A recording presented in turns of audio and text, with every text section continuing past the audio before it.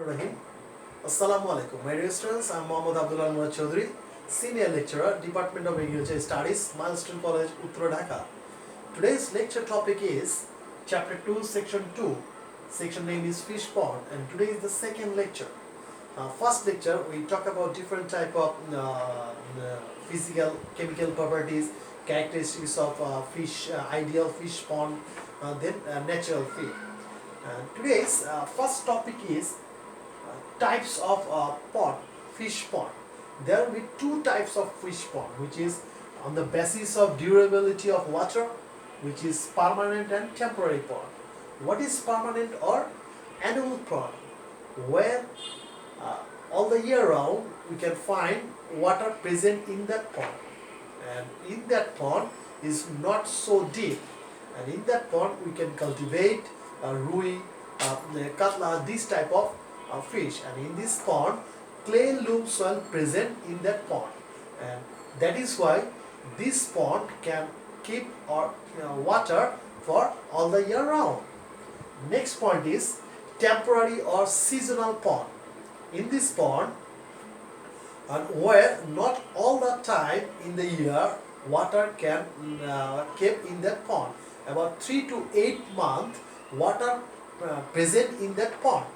That means in this pond a little bit sandy or loamy soil present, and in this pond we can cultivate shortputty, carp type fishes. This is called temporary pond.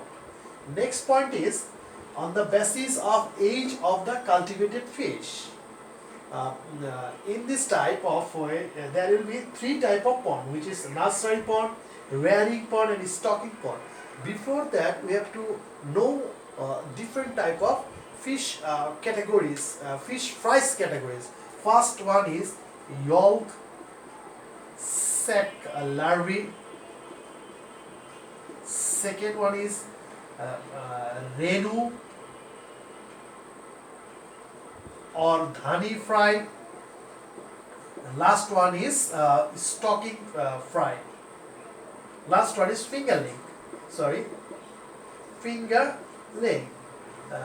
This is the categories of fries. Which one is yolk silk? Yolk silk larvae is after the egg hatching of fish. That is yolk silk larvae. In front of the stop, these fries have got sac.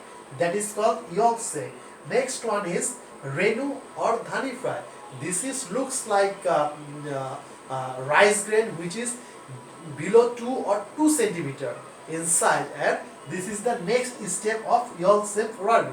And the last one is fingerling, which is looks like a small finger, which size is 7 centimeter.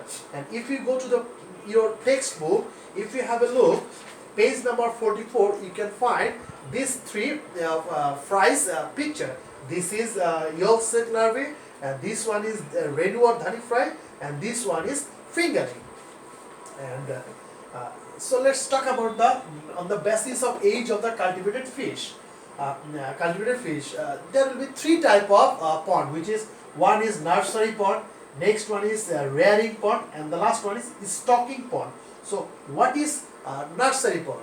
Nursery pond is where yolk silk larvae release here up to renu or dhani fry. That is called nursery pond.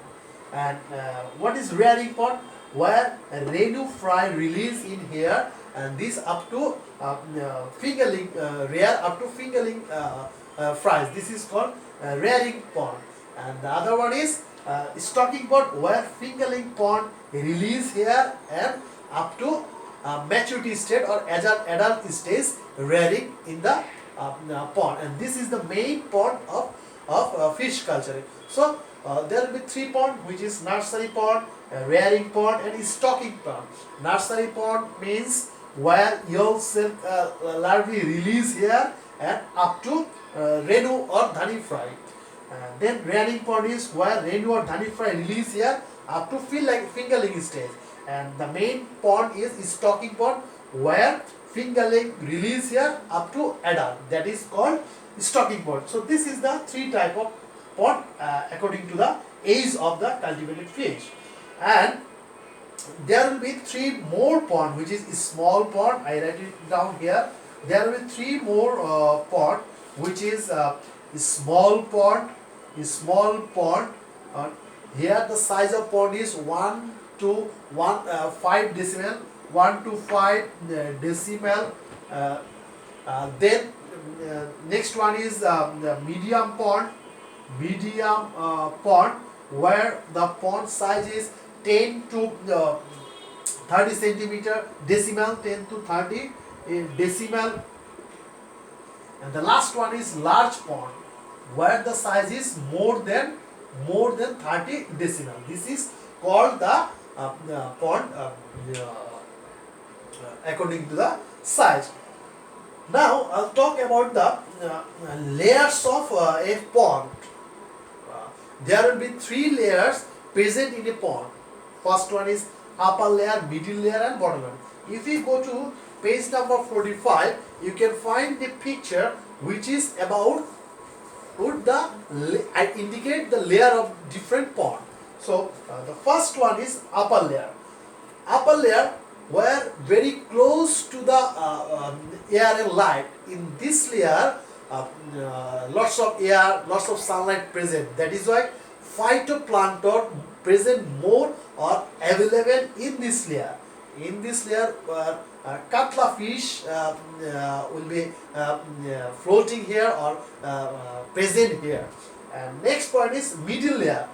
This is the second layer of the pond.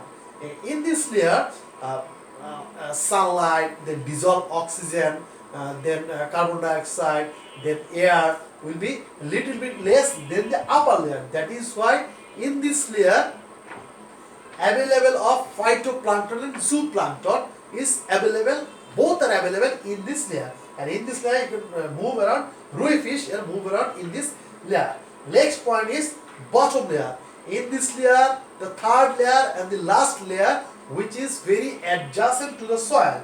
That is why here light, dissolved oxygen, then air, everything will be less. That is why in here zooplankton is present more here, because this one is very close to the soil or mud, and here you can find mrigel type of fish.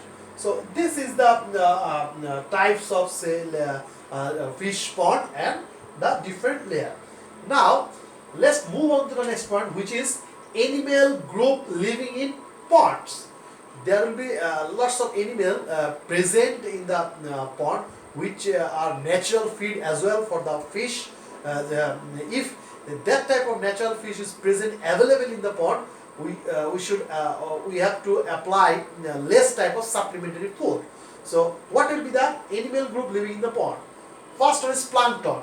Last lecture I already discussed details about the plankton. Discuss shortly now. What is plankton? It's a aquatic, microscopic, freely floating particles which is present in the pond. And this one is two type, which is phytoplankton and zooplankton. Example, phytoplankton means the plant particle, which is example of phytoplankton is chlorella.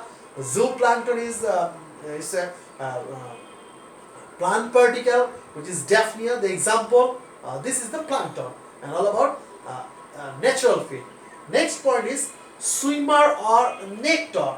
That means freely swim in the pond, which is like a fish or frog, and eat everything underneath the water. That is called swimmer or nectar.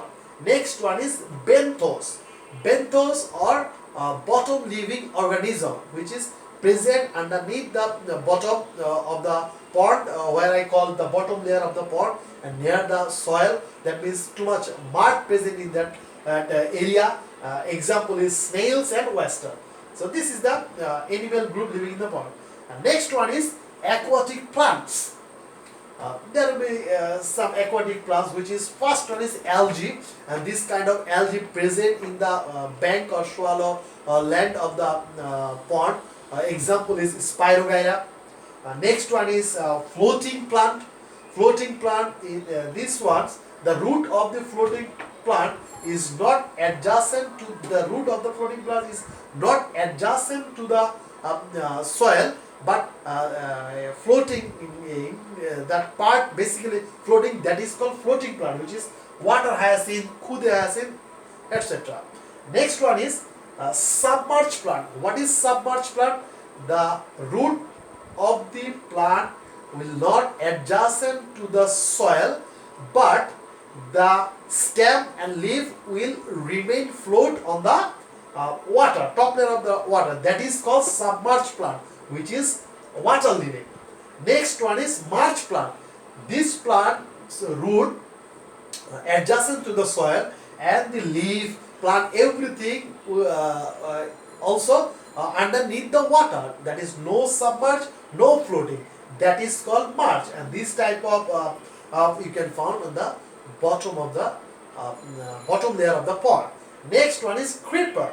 Creeper, this type of plant adjacent with the river bank or soil, and it can be it can be underneath the water, or it can be a little bit it can be found on the top of the layer. But basically the root of the creeper plant will be adjacent of the soil or river bank or dam.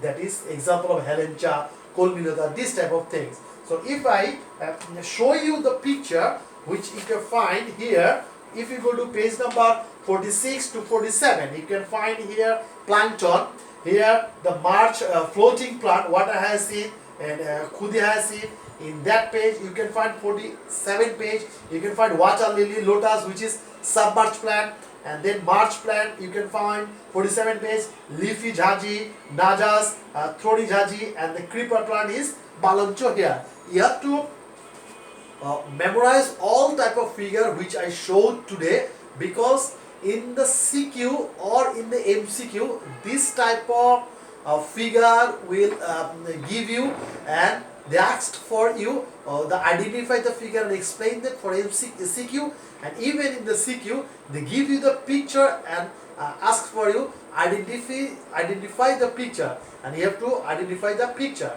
So you have to memorize the figure very carefully.